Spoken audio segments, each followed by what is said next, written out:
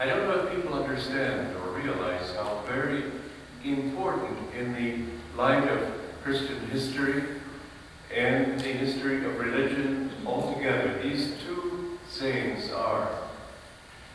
The Roman Catholic Church has used this particular statement from the Bible to underscore what it claims to be its unique right to express Jesus' teachings.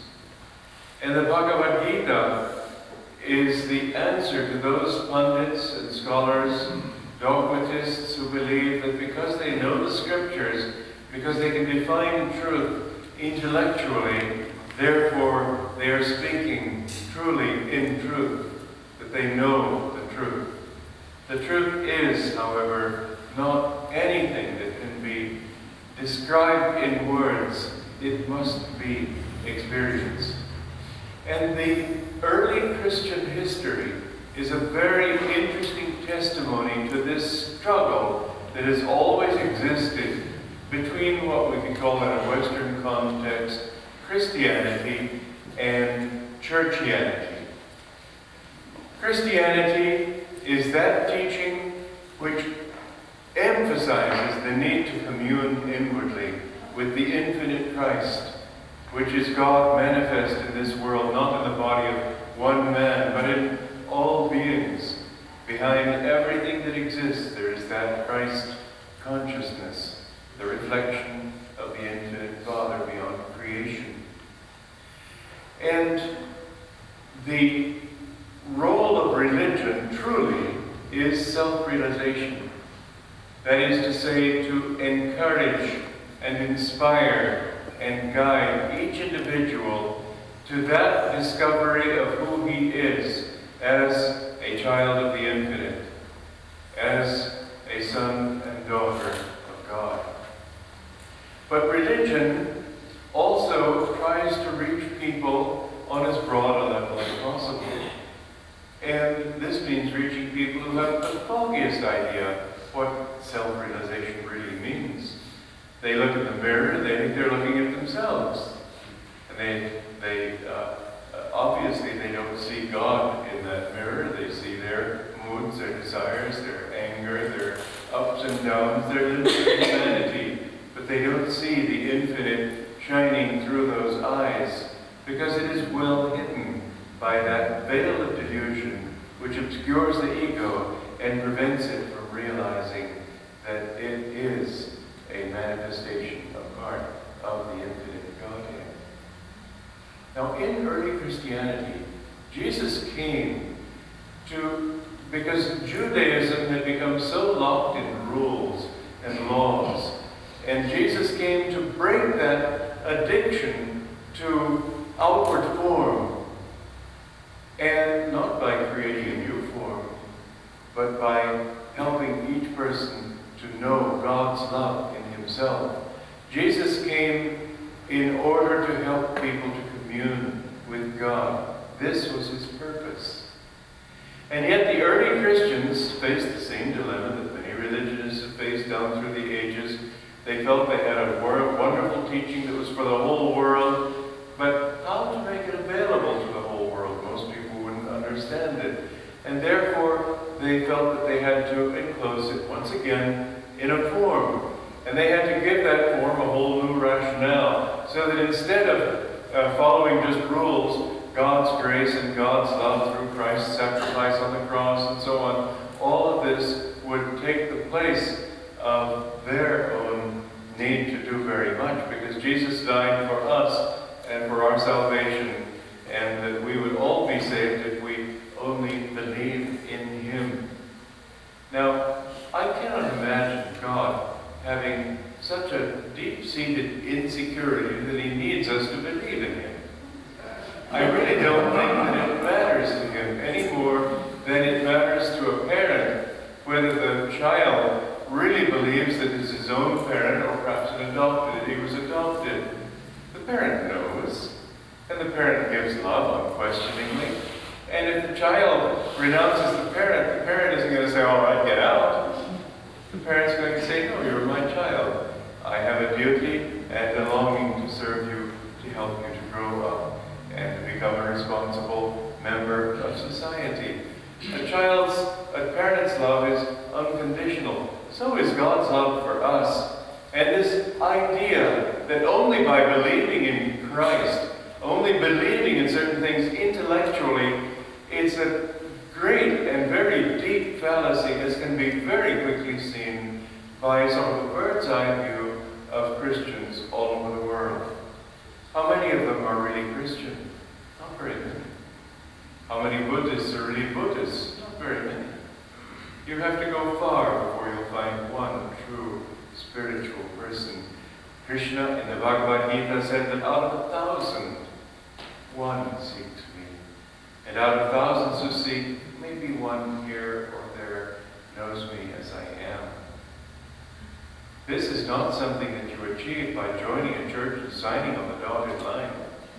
It's something that you achieve inwardly in the purity of your heart, in your communion with God and prayer to Him.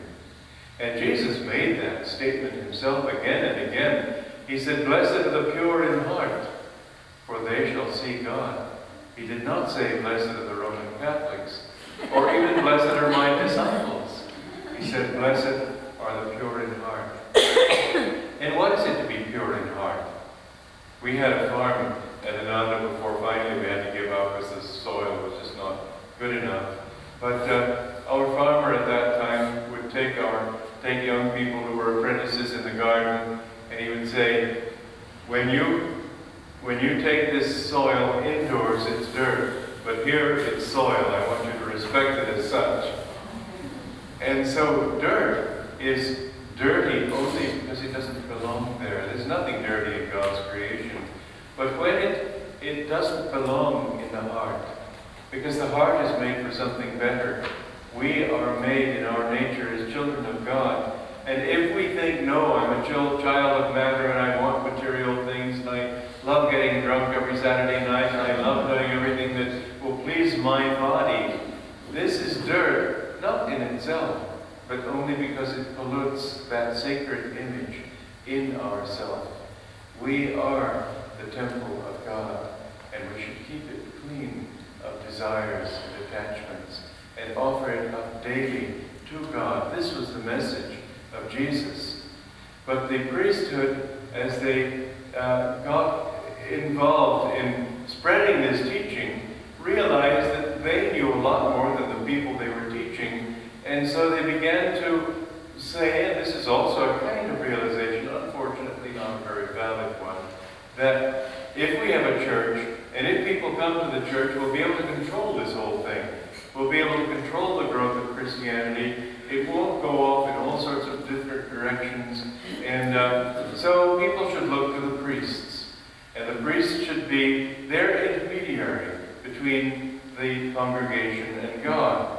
Well, there were some good priests and some not so good priests. And so they said, well, some priests are better than others, and so we make them bishops.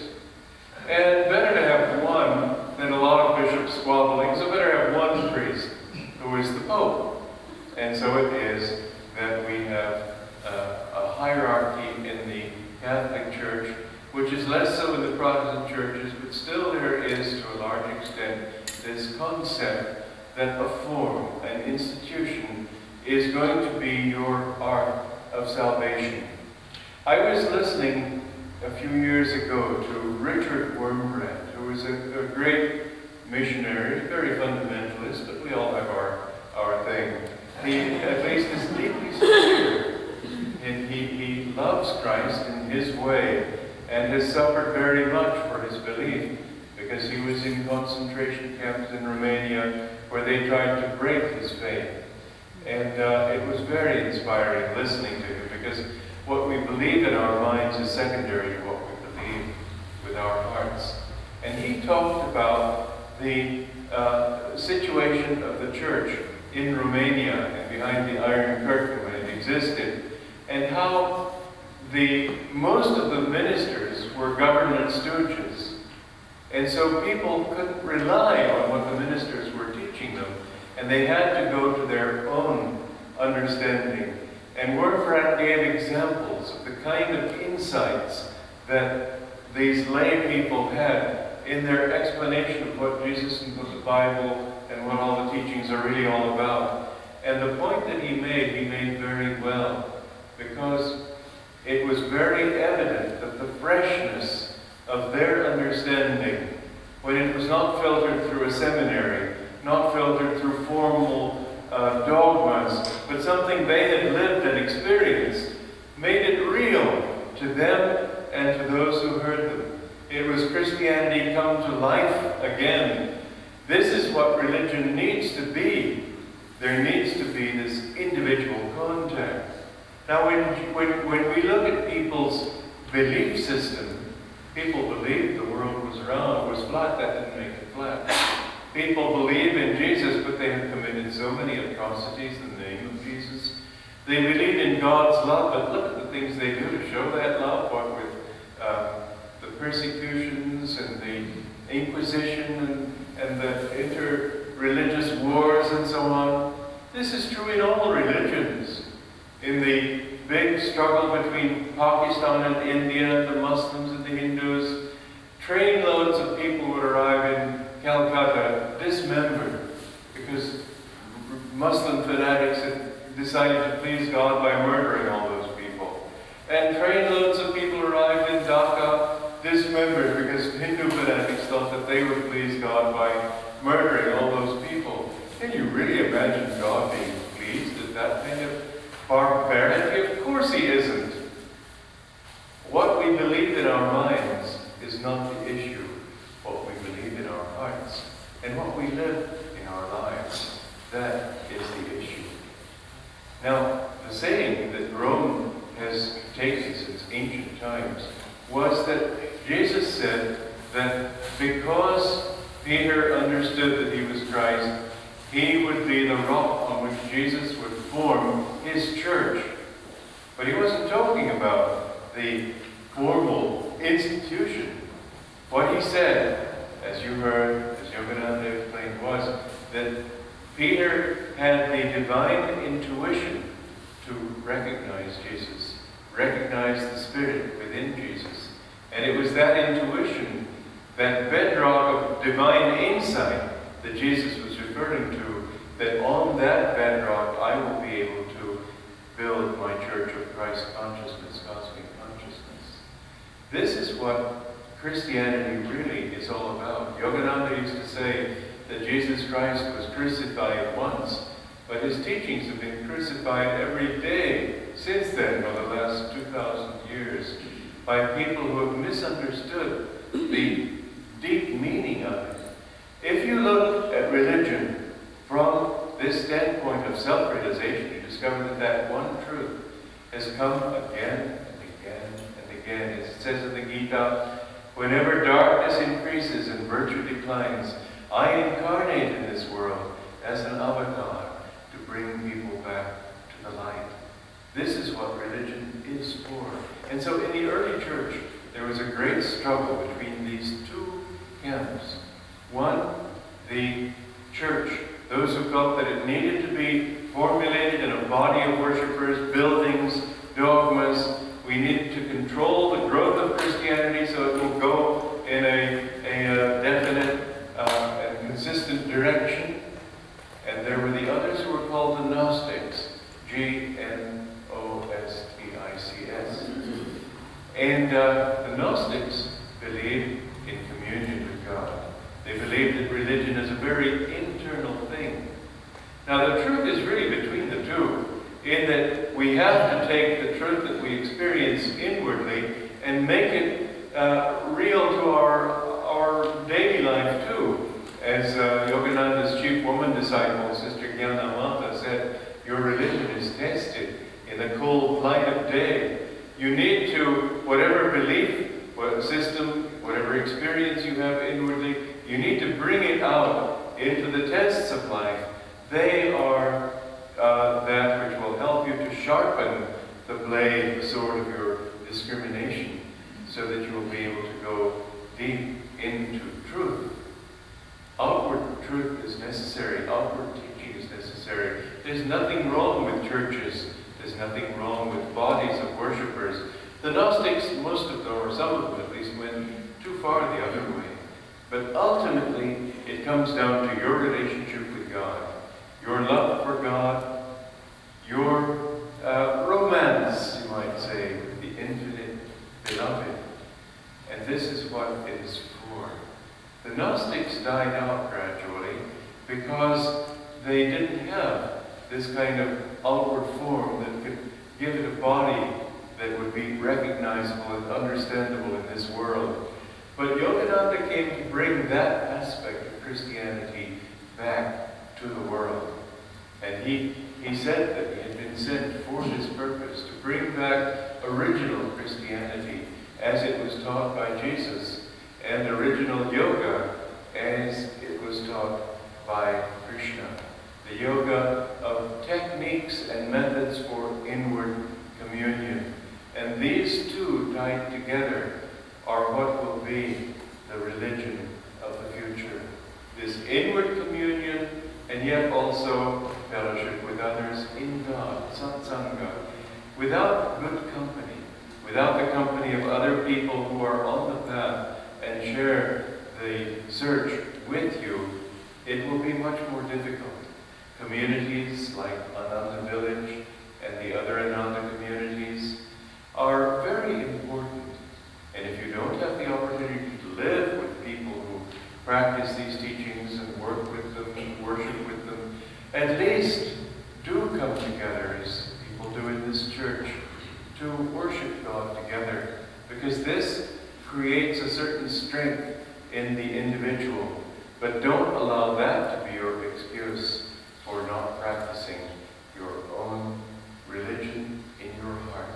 Practice a little bit of meditation every day. The time has come, now that mankind has reached a certain level in outward understanding, where we realize that this world is just energy, and that energy, not form, is the reality. The blending of these different forms in that one realization is a possibility now. And Yogananda came to emphasize this truth, this blending of East and West, this blending of old and new, and finally bringing them all together in the individual and his search for God. You are not holy according to what you belong to. You are holy according to how much you love God. And if we change the spelling of holy to W-H-O-L-L-Y, which is at least spoken that way, then you have the true meaning of what it means to be H-O-L-Y, holy in that sense. Become complete in yourself. Realize that you are a part of the whole scheme of love and joy and union that is God, and that God intended for mankind to rise to in his living here. So love God more deeply. Love him and make his presence an experience in your life. And don't be satisfied with believing or reading or attending anything unless it inspires you to develop that wholeness within yourself that is indeed the meaning of yoga, union. God bless you.